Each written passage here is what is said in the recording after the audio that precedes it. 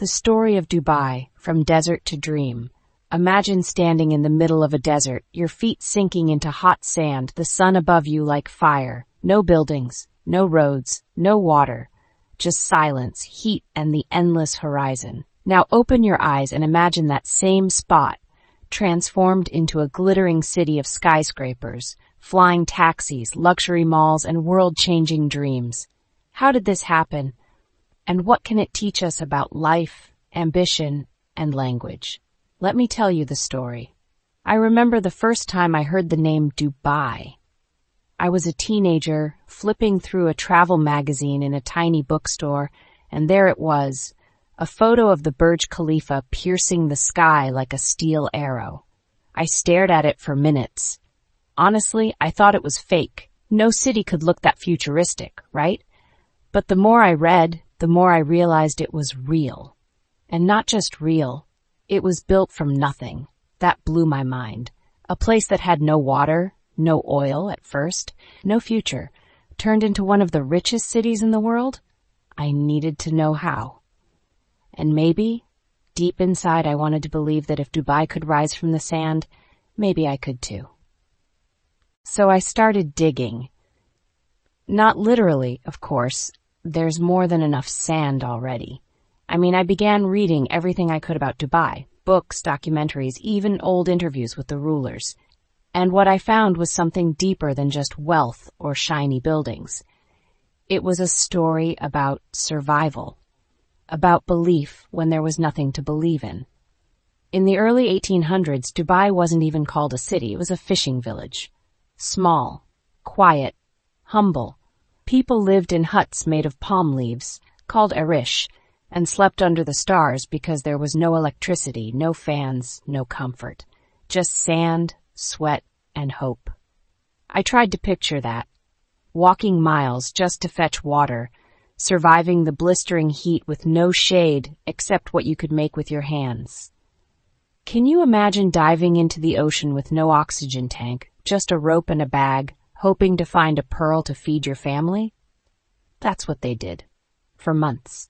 The pearl divers of Dubai were like silent warriors, holding their breath for minutes underwater. Some never came back. But those pearls, they were Dubai's first treasure. Before oil, before tourists, before skyscrapers, it was the sea that fed the people.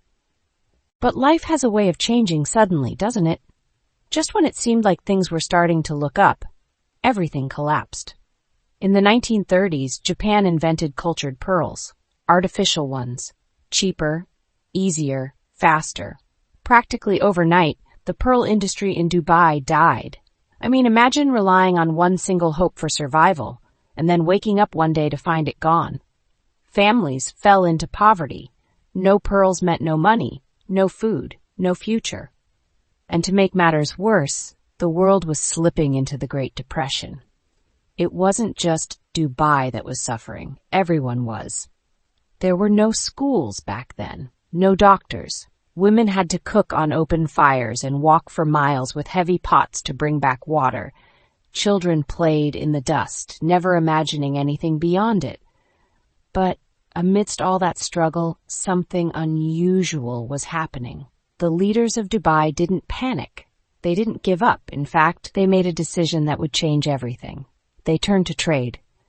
If we can't live from pearls, they thought, we'll live from what we do have, our location. And that's when the Dubai Creek, just a small waterway really, became a lifeline. The creek was narrow, shallow, and honestly, not that impressive at first glance. But to the people of Dubai, especially their leaders, it was a golden opportunity hiding in plain sight.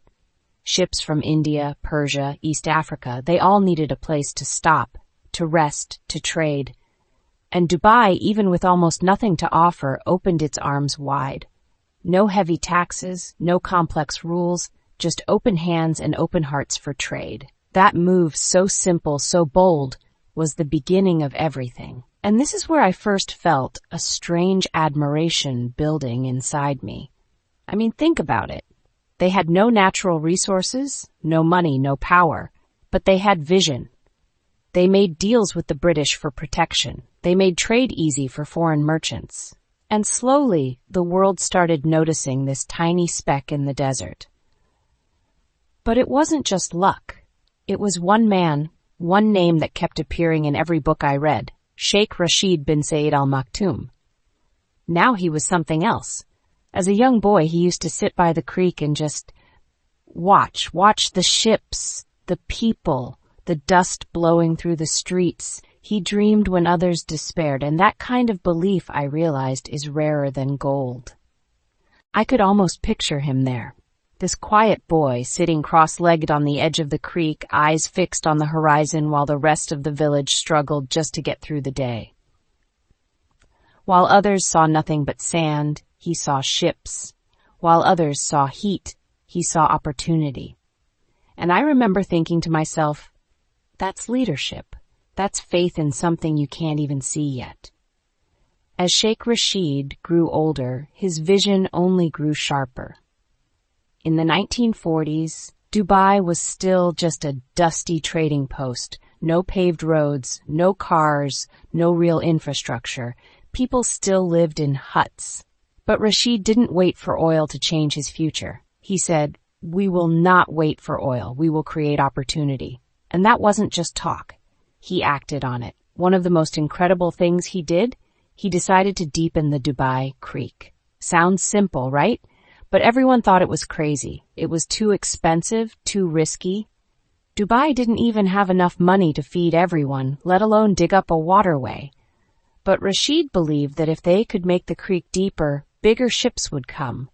More trade, more business, more life. So he borrowed money from Kuwait, no less, and started the project. People whispered behind his back. "If it fails, we'll drown in debt," they said. But it didn't fail. In fact, it worked better than anyone imagined. The deeper creek allowed massive cargo ships to sail straight into the heart of Dubai. And just like that, the traders returned. Goods from India, Africa, Iran, all flowing through this once-forgotten desert village. It was like watching the first drops of rain hit dry earth after years of drought. Dubai's economy began to breathe again. People started believing again, and all because one man dared to dig where no one else would. But Rashid didn't stop there. That's what struck me the most. He wasn't building just for now. He was building for tomorrow. He began paving roads by hand, using basic machines and local workers. He built schools, not just for boys, but later for girls too. Something that back then was truly ahead of its time. He built a real hospital with trained doctors and maternity care because he was tired of watching women lose their babies to dehydration and heat. He installed electricity poles. He created clean water systems. He brought in foreign engineers, not to take over, but to teach. I remember thinking, this is what it means to plant trees you may never sit under. Rashid wasn't trying to impress the world. He was trying to prepare his people for a life they'd never even dreamed of. And that takes courage. The kind that doesn't shout, but builds quietly, one brick at a time. Even with all this progress, life was still tough in those early days. Homes were still made of palm leaves or mud bricks. Most people didn't know how to read or write. Men wore simple white robes called kanduras, and women long flowing abayas. There were no fans, no air conditioning. In the summer, people would sleep on rooftops just to feel the night breeze. I closed my eyes once and tried to imagine that, lying under the stars, sweating, tired from a long day, but looking up at the sky and thinking, maybe someday things will be better. But here's the beautiful part. Despite the hardship, people were hopeful. Why? Because they trusted their leader. They saw that Sheikh Rashid wasn't wasting money on palaces or gold. He was building for them, for their children. I think that's what makes a great leader. Not someone who lives above the people, but someone who walks beside them, sharing the same heat, the same hunger, the same dream. And then, in 1966, the unimaginable happened. Oil. Not a lot, mind you. Compared to Abu Dhabi or Saudi Arabia, Dubai's oil reserves were tiny. Other emirates laughed. "What will you do with just a few drops?" they said. But Rashid didn't laugh. He saw something different. He saw those few drops as fuel, not for luxury, but for his vision. And what he did next, well, it would set Dubai on a path no one saw coming. With that first wave of oil money, Sheikh Rashid didn't build palaces or chase glory. Instead, he built ports, schools, bridges, housing. He knew the oil wouldn't last forever, so every dirham was invested in something that would. One of the first things he launched was Port Rashid in 1967, a massive deep-water harbor that could handle the biggest ships in the world. And again, people doubted him. "It's too big," they said, "too expensive, too soon." But he wasn't building for now. He was building for the next 50 years. Then came the Maktoum Bridge connecting both sides of the creek. It wasn't just concrete and steel. It was a symbol that Dubai was no longer a scattered village but a growing city. Next came housing projects, real homes made of concrete, not mud, and schools, lots of them. He believed in education more than anything else. If people could read, if they could learn, then they could create. And if they could create, then Dubai would never go hungry again. I remember reading about one of the hospitals he built. It wasn't big, but it was the first real place where mothers could give birth safely, where fevers could be treated, where pain didn't have to mean death. Honestly, it brought tears to my eyes. This wasn't just development. It was dignity. And somehow that made me feel closer to the story. Because dignity, that's something every human deserves, no matter where they're born. As the 1970s approached, something even bigger began to unfold, not just for Dubai, but for the entire region. Britain, which had long protected the smaller Gulf states, was pulling out. For many, this meant uncertainty, fear. But for Sheikh Rashid, it meant opportunity. He met in secret many times with Sheikh Zayed of Abu Dhabi, a man equally committed to the future. And together, they did something no one thought possible. They united. On December 2nd, 1971, the United Arab Emirates was born. 7 emirates joined together under one flag, one vision, and one future. Abu Dhabi became the capital with its vast oil wealth. But Dubai? Dubai became the engine, the spark of business, innovation, and bold ideas. It was a miracle, honestly. 7 very different regions choosing unity over division, choosing progress over pride. Sheikh Rashid knew oil was still limited, and that made him even more determined. He wasn't planning for a rich today, he was planning for a secure tomorrow. So he did something extraordinary. He built Jebel Ali Port. Not near the city, but 35 kilometers away, in the middle of the desert. People laughed. Ships won't come to the sand, they said. But Rashid believed if you build it with purpose, the world will come. That port would go on to become the largest man-made harbor on Earth, thousands of jobs, billions in trade, and the foundation of what would become a logistics empire. But the story doesn't stop there. In fact, this is where it gets even more incredible. Because while Sheikh Rashid laid the foundation, it was his son, Sheikh Mohammed bin Rashid Al Maktoum, who would take Dubai's dream and launch it into the stars. I remember watching an interview with Sheikh Mohammed once. He had this calm intensity in his eyes, the kind that makes you sit up straighter, even through a screen. He spoke about the future like it was a living thing, something you could shape with enough belief and action, and he didn't waste any time proving that. In 1985, he launched something that shocked the world, Emirates Airlines, with just 2 airplanes. 2. I mean, who starts an airline with only 2 planes? Everyone laughed. They said it was impossible.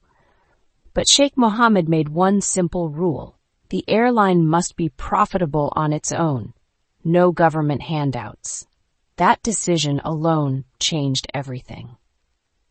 Because Emirates was forced to compete, to innovate, to offer better service. And it did. Within years, Emirates was flying to major cities across the world: London, Mumbai, Cairo. People began to take notice: tourists, business leaders, dreamers, drawn not just by the luxury, but by the promise that something bold was happening in the desert, something different, something magnetic. And while other cities were closing their doors to the world, Dubai was opening its arms. The late 80s and early 90s were like a transformation in fast forward. Dubai wasn't just changing, it was reinventing what a city could be. Beach resorts started popping up along the coast, turning what was once empty sand into places of luxury and rest. The government launched the Dubai Shopping Festival, not just to sell products, but to sell an experience. Traditional souks were polished and modernized. Desert safaris became must-do adventures, and dhow cruises along the creek were suddenly filled with music, food, and tourists snapping photos under a golden sunset. But here's the part that really impressed me. It wasn't just about looking modern, it was about thinking modern. In the 90s, while most countries in the region were still adjusting to credit cards and ATMs, Dubai was already introducing internet access, digital payments, mobile phones, and online government services. It wasn't just catching up, it was leaping ahead. And the workforce behind all this, it came from everywhere. India, Pakistan, the Philippines, Bangladesh. People from all corners of the world arrived to help build this dream. I once read an article about a construction worker who said, "Back home, I built walls for others. Here in Dubai, I'm building the future." That line stuck with me, because it reminded me that behind every shining tower and luxury mall, there are hands, real human hands, laying every brick, wiring every light, dreaming with every sunrise. By the early 2000s, Dubai wasn't just a city anymore. It was an idea, a symbol, a place that dared to imagine bigger when the rest of the world was playing it safe. But even with all that had been achieved, Sheikh Mohammed had something even bolder in mind. "We're not competing with our neighbors," he once said. "We're competing with the world." And that's when the most iconic project of all began: Burj Khalifa. Just hearing the name gives me chills. I remember following the updates online, watching videos of the construction, day after day, floor after floor. It was like watching a dream grow in real time. Over 12,000 workers from more than 100 nationalities worked day and night to build what would become the tallest building in the world. It was more than steel and concrete. It was a message that said, "Here in Dubai, we don't wait for the future, we build it." Burj Khalifa was officially opened in 2010, and I still remember watching the footage of the lights, the music, the fireworks painting the night sky. 828 meters, over 160 floors, a building that touches the clouds. And inside, apartments, offices, a hotel by Armani, because of course.